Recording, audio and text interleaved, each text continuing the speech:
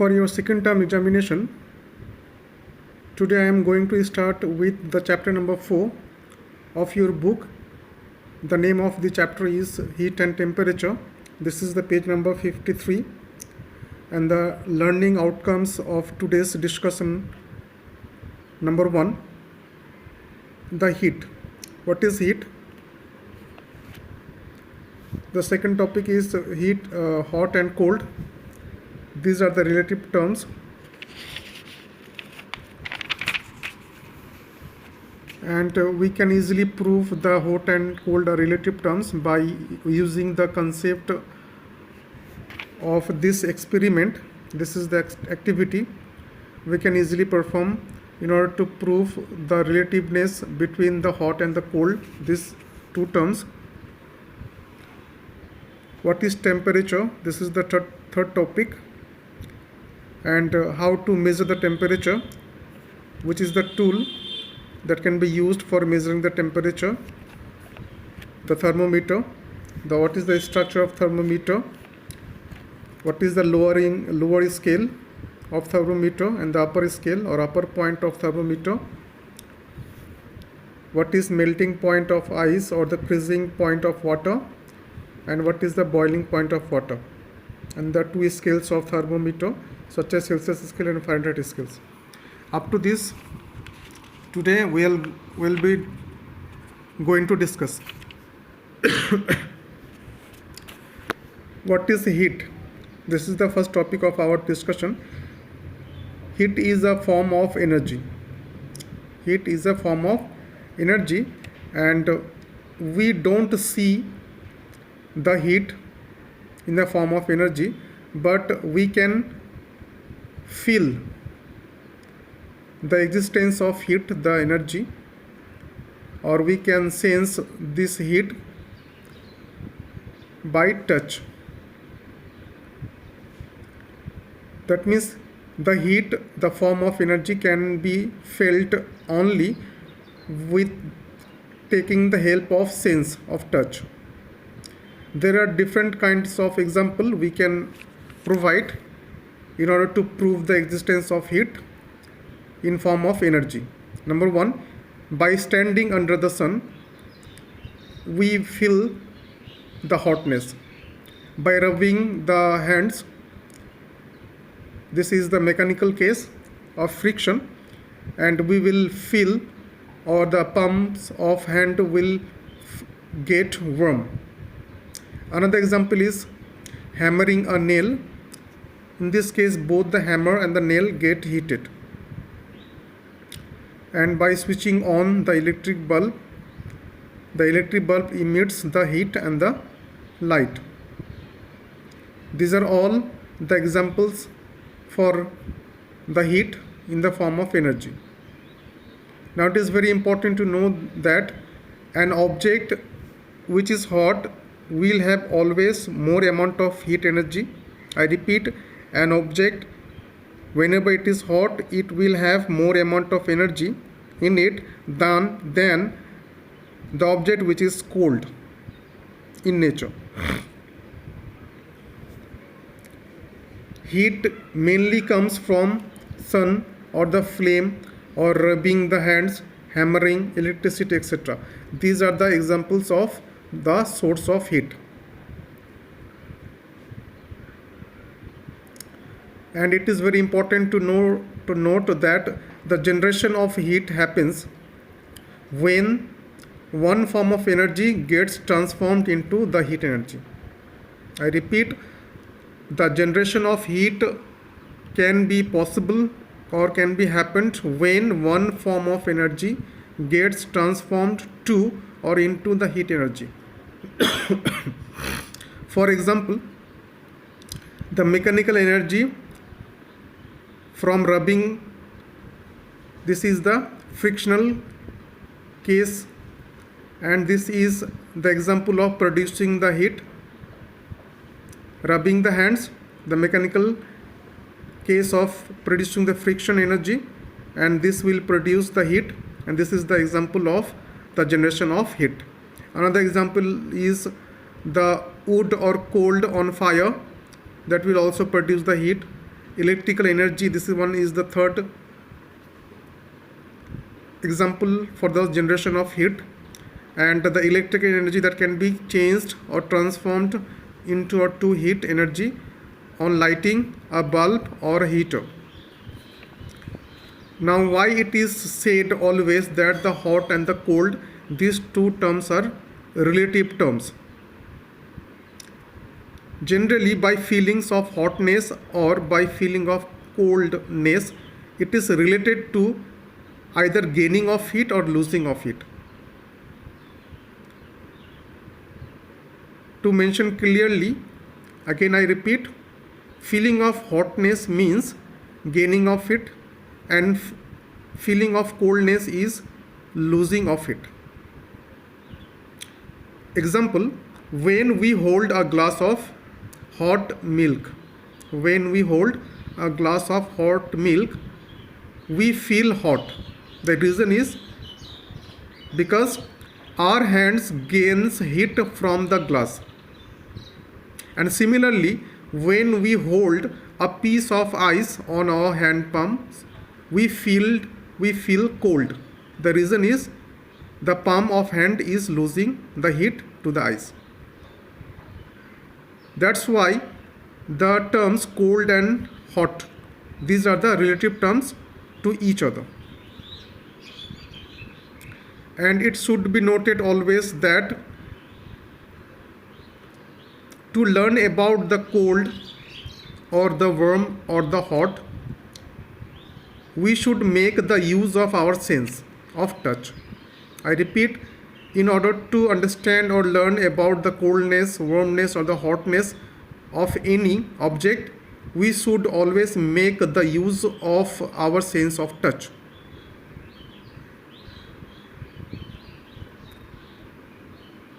And in another word, we can also define the heat. As I mentioned earlier, heat is a form of energy, and this can be always felt by the sensation of touch. In another word, we can also define the heat, and the way is, heat is the energy which produces a sensation in our body to feel whether the body is cold or warm or hot. This is another definition of heat.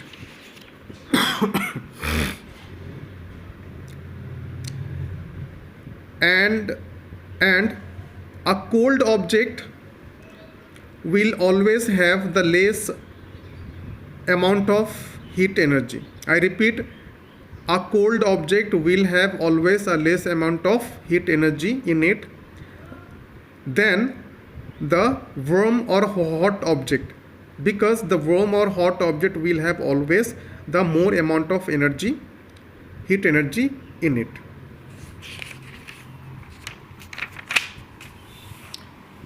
Now this is the activity through which we can easily prove the case of relativeness between the two terms, hot and the cold.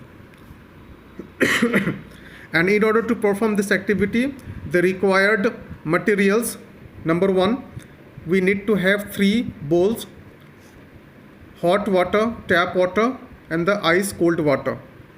And the procedure is, first we have to take the 3 different bowls, and we have to mark these 3 different bowls by using the letter A, B and C. Thereafter we have to put the hot water, let's say, in the bowl A, marked bowl A, this is the hot water bowl, and mark B, this is the bowl for the tap water, and the mark C bowl, it is for the cold water. Bowl A, it is for the hot water. Bowl B, it is for the normal tap water, and bowl C, this is for the case of cold water. Now we have to dip the right hand in the bowl A, and if we dip the right hand in the bowl A, we will feel the sensation of hotness of water. And similarly, if we dip our left hand in the bowl C, we will feel the sensation of coldness. And after a minute, when both the hands are removed from the both bowls A and C, and if we dip both the hands again in the bowl marked B, that contains the normal tap water.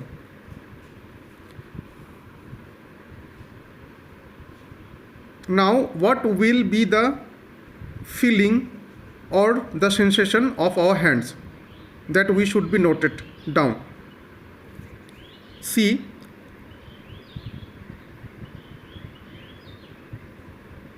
when we put the hand in the bowl containing tap water, both hands, when we put the both hands in the bowl B containing tap water, our left hand feels hot and the right hand feels cold.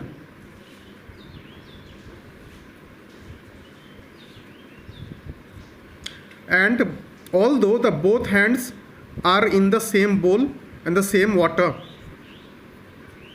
the reason is the cold and the hot. These are the two relative terms. Why? Because the sensation of touch in this manner or in this way of relativeness, when we put the left hand in the tap water from the ice cold water, the cold hand starts gaining heat from the tap water, and at the same time, similarly, we start feeling the tap water to be warm.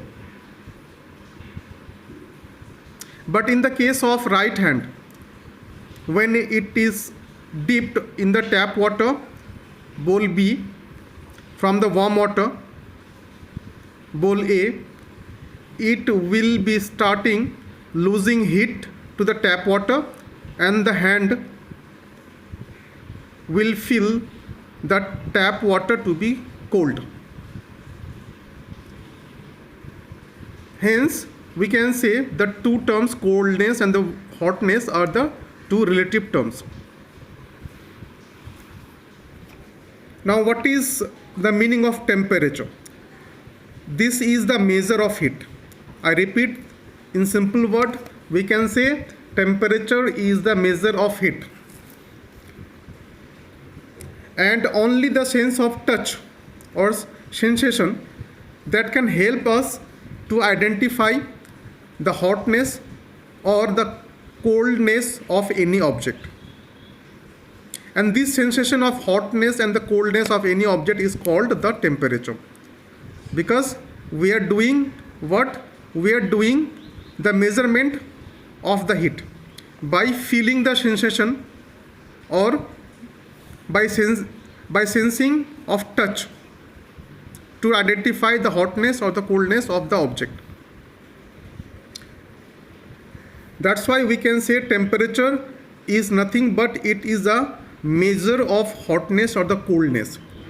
In another word, we can say temperature indicates the degree or the magnitude of hotness or the coldness of any object.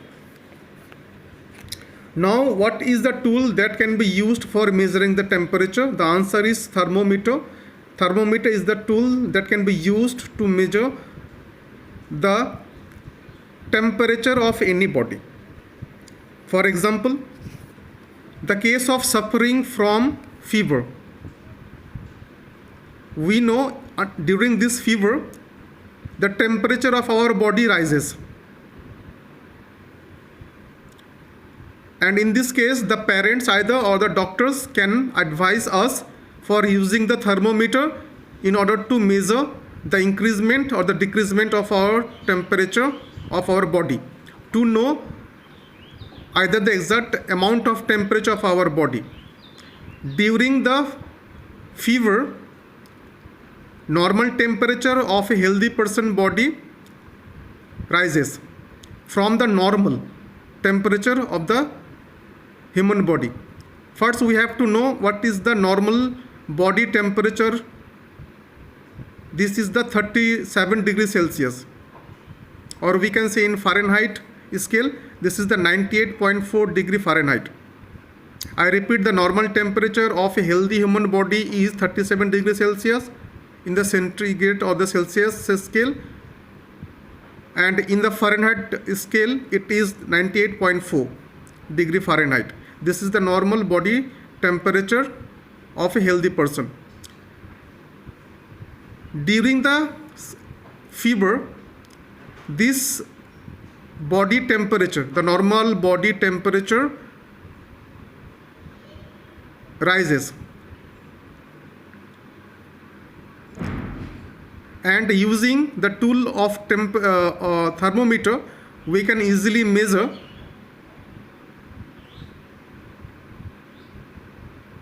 the rise of the temperature of the body temperature. And during fever, the temperature of body is higher than the normal temperature, 37 degrees Celsius or 98.4 degree Fahrenheit. This is the example to measure the temperature of body during fever, and thermometer should be used to measure the temperature of the body. Now, what is the structure of thermometer? Thermometer, it is made from very fine, clear, transparent and colorless glass, and it has number one a stem part and the bulb part. This one is the bulb that is generally filled with mercury or alcohol. This is the stem part of the thermometer, and this is the capillary, the fine capillary. These are the three different parts of the thermometer. The stem, this one, the stem, this is the thick glass tube. What is the stem? This is the thick glass tube with a very fine capillary that runs along with its full length of the stem. This is the capillary, this is the fine capillary that runs along with the body of the stem, and this capillary is the part of the stem. And stem, it is the very thick glass tube. And the capillary has two ends. This is the first end and this one is the last end. One end of the capillary ends with a thin walled glass bulb that is filled with the mercury or alcohol. This one. This end of the capillary tube is filled with either the mercury or the alcohol. And another end of the capillary, this one, this is closed after. This is the another end of the capillary, and it is closed after removing all the air inside it. And on the body of the thermometer, there are different markings,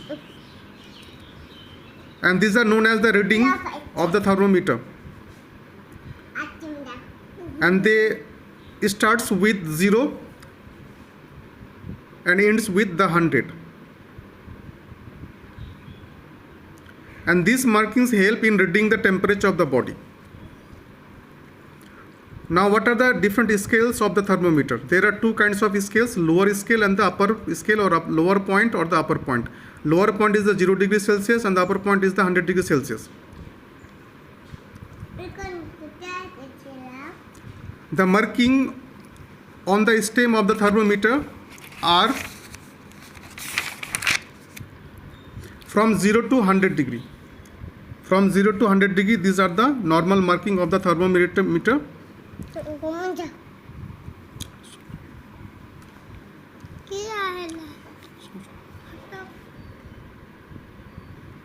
The mark 0, it is the towards of the bulb of the thermometer, and mark 100 is towards the sealed or the closed end of the thermometer. This is the bulb of thermometer, and the marking 0 starts with this bulb, and the 100 mark, this marking indicates towards the sealed or the closed end of the thermometer. Now the distance between the 0 and the 100 mark, the mark between 0 and 100, this marks is divided into 100 equal divisions, and each divisions are known as the graduation. All the markings from 0 to 100 on the stem of the thermometer are equidistant, and these are called the graduation. The graduation of thermometer means the lower point 0 degree to the higher point 100 degrees Celsius. This is the graduation of scale, and they are equidistant, and the from 0 to 100 is graduated in 100 equal divisions, and each unit or divisions, each equidistant unit or equidistant division on the scale of the thermometer is termed as the degree. What is degree? The degree is the unit measure of temperature. I repeat, degree is the unit measure of temperature, and it is denoted by the symbol of 0. Now what is the melting point of ice or the freezing point of water? The 0 degree, the lower scale point of the thermometer,